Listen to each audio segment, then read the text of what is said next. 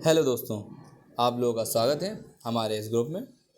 और दोस्तों, आज की अगली वीडियो हम आप लोगों को लेकर आए हैं जिसमें 30 क्वेश्चंस रहेंगे और वही हमारे क्वेश्चन पुराने प्रीवियस क्वेश्चन पेपर के, जो आपको पढ़ने में आसानी होगी और साथ ही आप यह अंदाज़ा लगा पाएंगे कि आने वाले प्रश्न कैसे रहेंगे। आइए शुरू करते हैं आज के प्रश्न कि निम्नलिखित में से किसमें शाखा युक्त पेशी तंतु होते हैं। ऑप्शन दिए गए हैं: धारी रहित, हृदयी, धारीदार, उपरोक्त सभी।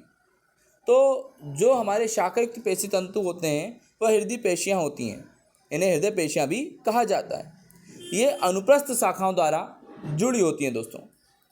अगला प्रश्न है, निम्नलिखित में से कौन सा एक नवीनीकरण स्रोत है? कोयला, पेट्रोलियम, वन्य जीव, प्राकृतिक गैस। तो इसमें जो वन्य जीव है वो एक नवीनीकरण स्रोत है। इनके द्वारा स्वयं प्रजनन वृद्धि द्वारा समय की संख्या को बढ़ाया जाता है, अर्थात यह नवीनीकरण है। अगला प्रश्न है, उनमें दो कोशिकांग के नाम बताइए जिनमें उनकी स्वयं की आनुवांशिकी सामग्री होती है। माइटोकॉन्ड्रिया लवक, राइबोसोम एवं गोल्जिकाय, जालिकाय एवं अंतद्रव्य जालिका, डीएनए और आरएनए।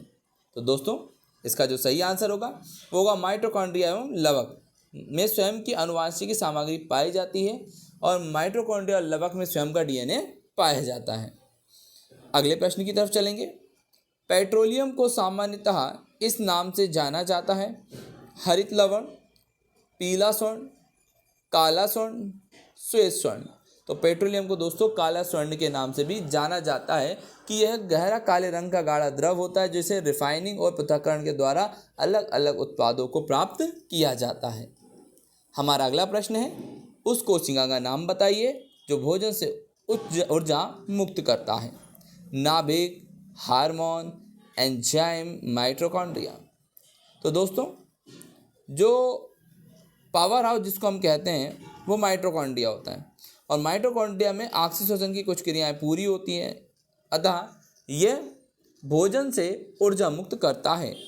इसका उपयोग कोशिकाओं द्वारा एनर्जी जो होती है वो एटीपी के रूप में प्राप्त होती है। अगला प्रश्न है दोस्तों, निम्न में से एक कायांतरण नहीं होता है: मानव, मेंढक, तारामीन या ड्रैगन फ्लाई, जिसको हम व्याध पतंग भी कहते हैं। तो दोस्तों, जो कायांतरण होता है वो किस में नहीं होता है? तो वो मानव में नहीं होता है। ठीक है दोस्तों। अगला प्रश्न है, मनुष्य में श्वसन तंत्र की तुलना में पौधे के किस भाग से की जा सकती है? रंध्र, शिराएं, जड़, पत्ती। तो मनुष्य में जो श्वसन तंत्र की तुलना है वो पौधे के रंध्र से की जा सकती है क्योंकि ये वायुमंडल और पत्ती के आंतरिक भागों के बीच गैसों का आदान प्रदान करता है दोस्तों। अगला प्रश्न है, एक जलती हुई मोमबत्ती के ऊपर जब एक उल्टे गिलास को रखा जाए तो कुछ समय बाद ज्वाला बुझ जाती है। ये किसकी अनुपलब्धता के कारण होती है? कार्बन डाइऑक्साइड, नाइट्रोजन, ऑक्सीजन, जलवाष्प। तो दोस्तों याद रखिएगा कि हमेशा ऑक्सीजन को जलने के लिए आग को जलने के लिए ऑक्सीजन की आवश्यकता होती है। बिना ऑक्सीजन के आग नहीं लगती। तो ये जो बुझ जाती है वो ऑक्सीजन की कमी के कारण बुझ जाती है। अगला प्रश्न है, एक तारा पृथ्वी से 12 प्रकाश वर्ष की दूरी पर है। इस तारे में पृथ्वी तक आने में प्रकाश को कितना समय लगता है? इसके हम समय की बात करेंगे कि इसको कितना समय लगता है। एक तारा पृथ्वी से 12 प्रकाश वर्ष की दूरी पर है तो कितना समय दोस्तों उसको दोस्तों सही आंसर होगा 12 प्रकाश वर्ष, क्योंकि एक प्रकाश वर्ष प्रकाश द्वारा एक वर्ष में चली गई दूरी होती है, अर्थात 12 प्रकाश वर्ष यानी तारे से प्रकाश को पृथ्वी तक आने में 12 वर्ष का समय लगेगा। निम्नलिखित में से कौन भूकंप की तीव्रता को दर्ज करने के लिए उपयोगी होता है? सिस्मोग्राफ, एनीमोमीटर, बैरोमीटर और इलेक्ट्रोस्कोप। तो जो भूकंप मापी होते हैं या भूकंप की तीव्रता को मापते हैं उसको सिस्मोग्राफ कहते हैं। क्या कहते हैं? सिस्मोग्राफ कहते हैं। अगला प्रश्न है, जल में उपस्थित वायुमंडलीय गैसों के कारण जलीय जानवर जीवित रहते हैं। ये गैस के निम्नलिखित में से किस गुणधर्म के कारण संभव है? पृष्ठ तनाव, शांतता, तरलता या विसरण। दोस्तों, जब दो या दो से अधिक पदार्थों का स्वतः समांगी मिश्रण बनाने की क्रिया को हम मिश्रण कहते हैं। और गैस कम घनत्व के कारण अधिक शीघ्रता व भारी गैस अधिक घनत्व के कारण कम शीघ्रता से विषण हो पाती हैं। अगला प्रश्न है, नाभिका से कोशिका, नाभिका से कोशिका की सतह तक जा रहे नलिकाओं के अनियमित नेटवर्क वाले कोशिकांग क्या कहलाते हैं? ऑप्शन है गाल्जिकाय, लयनकाय, अंतःद्रवी जालिका या तारककाय।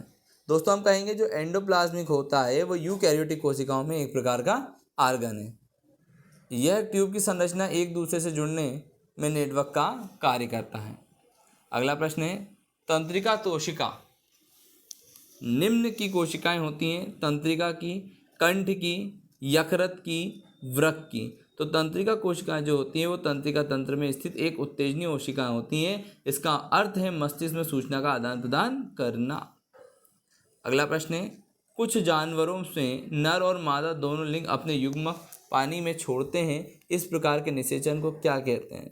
क्लोनिंग कहते हैं, इनविट्रो निषेचन कहते हैं, अंतर निषेचन कहते हैं या बाहरी निषेचन कहते हैं। दोस्तों तो बाहरी निषेचन में नर शुक्राणु व मादा अंडाणु शरीर के बाहर जल में छोड़ देते हैं। यह घटना अधिकांशतः जलीय जीवों में पाई जाती है। कोशिकांग का नाम बताइए जो कोशिका विभाजन से सहायक होता है तथा कोशिका के विभाजन के समय ध्रुवों के तारक का निर्माण करता है। प्रश्न है, केंद्रीय निकाय, कोशिका द्रव्य, गुणसूत्र और तारककाय। दोस्तों इसका सही जो आंसर होगा वो होगा दोस्तों कि आपकी जो सेल बायोलॉजी है उसमें साइटोसोम एक अंगक होता है।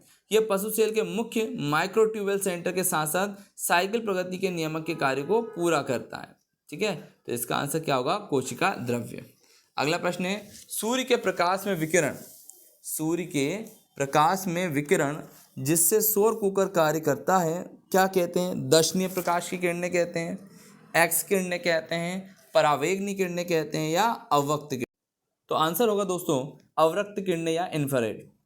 यह विद्युत चुंबकीय विकिरण है जिसकी तरंगदैर्घ्य प्रकाश की बड़ी एवं सूक्ष्म से कम होती है। अगला प्रश्न में, हीमोफीलिया एक है जन्मजात रोग, हिन्नात रोग, तीव्र रोग, दीर्घकालिक रोग। तो हीमोफीलिक एक जन्मजात रोग है। इस रोग का कारक पिता व वाहक माता होती है। इस रोग में रोगी को चोट लग जाने पर रक्त लगातार बहता रहता है। दोस्तों अगला प्रश्न है, कोशिका में नाभिक का आविष्कार किसके द्वारा किया गया है? जो नाभिक है उसका जो आविष्कार है वो किसके द्वारा किया गया है? ऑप्शन है रॉबर्ट हुक, रॉबर्ट ब्राउन, पुरकिंजे और विर्चो। तो इसका जो आविष्कार है वो रॉबर्ट ब्राउन ने किया है और नाभिक को कोशिका का नियंत्रण कक्ष भी कहते हैं। दोस्तों अगला प्रश्न है, कंकाल इसमें पूरी तरह से उपास्थि से बना होता है। तारामीन, रोहू, टूना और शार्क। तो इसका सही आंसर होगा शार्क। शार्क और अन्य कार्टिलेजेस में मछली में कार्टिलेज और संयोजी ऊतक के बने होते हैं। ये लचीला और टिकाऊ हैं। अगला प्रश्न है, किस ग्रह की अल्पतम परिभ्रमण अवधि होती है? मंगल, बुध, शुक्र और पृथ्वी। इसका सही आंसर होगा दोस्तों बुध। क्योंकि बुध क्या है कि हमारे सूर्य के एकदम निकट में है और जब वो निकट में है तो इसकी परिक्रमा सूर्य के आसपास होती है और सूरज की परिक्रमा सिर्फ 88 दिन में पूरा कर लेता है, जो सबसे कम है।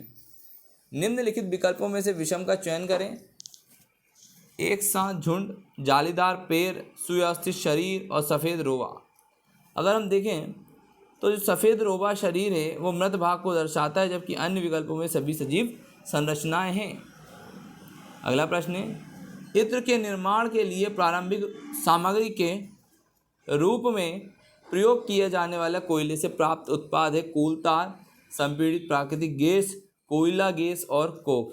जो कोलतार होता है वास्तव में फिनॉल, पॉलीसिलिक, एरोमेटिकल हाइड्रोकार्बन या हेटेसाइक्लिक यौगिक का मिश्रण होता है। इसका उपयोग इत्र के निर्माण में किया जाता है। अगला प्रश्न है, समतल दर्पण द्वारा निर्मित प्रतिबिंब होता है वास्तविक प्रतिलोपित, वास्तविक ऊर्ध्व शीर्ष, आभासी एवं प्रतिलोमित, आभासी एवं ऊर्ध्व शीर्ष। तो दोस्तों इसका जो प्रतिबिंब बनता है वो आभासी और ऊर्ध्व शीर्ष की तरह बनता है।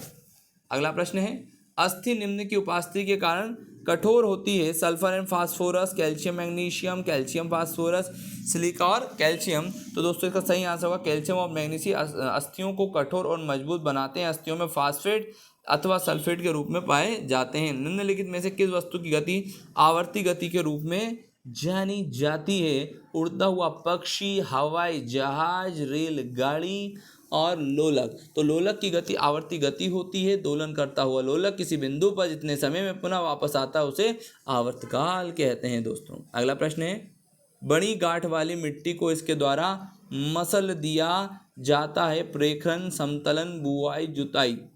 तो मृदा की सतह को समतल बनाना ही चौरसाई करना और आकार का देना महत्वपूर्ण होता है। यह समतल की सहायता से किया जा सकता है। एक और प्रश्न है दोस्तों कि एक पशु की कोशिका तार केंद्र तारकाय का अभाव होता है, इसमें निम्न में से कौन सा कार्य बाधित होता है? प्रजनन, पोषण, उत्सर्जन, श्वसन। जो तार केंद्र और तारकाय कोशिका विभाजन के दौरान स्वीपमंडल तंतुओं का निर्माण में भाग लेते हैं, इनकी अनुपस्थिति होने पर अनुपस्थिति होने पर प्रजनन का कार्य बाधित होता है। अगला प्रश्न है दोस्तों, 273 केल्विन वायुमंडलीय दाब पर 1 किलोग्राम बर्फ को जल में परावर्तित करने के लिए आवश्यक ऊष्मा ऊर्जा की मात्रा कहलाती है? वाष्पीकरण की गुप्त ऊष्मा, गलन की गुप्त ऊष्मा, हिमकीकरण की गुप्त ऊष्मा या संलयन की गुप्त ऊष्मा। तो इस एंथैल्पी द्वारा के ताप ऊष्मा तथा वायुमंडलीय दाब पर बर्फ जल में बदलने की क्रिया को कहलाती है, मात्रा होती है। संबंधित फसल प्रजातियों के बीच क्रॉस कहलाता है? अंतर्वर्गीय, अंतर्विशिष्ट, अंतर्विविध या प्रेरित उत्परिवर्तन। तो ये कहलाता है विशिष्ट, अंतर्विशिष्ट संस्करण कहलाता है, जिसमें संतति पौधों में दोनों पैतक के लक्षण पाए जाते हैं। आज का हमारा लास्ट प्रश्न है कि मनुष्यों में शाखित कोशिका का एक उदाहरण है लाल रुधिर कणिकाएं, श्वेत रुधिर कणिकाएं, तर्कु के आकार का पेशी कोशिका और तंत्रिका कोशिका।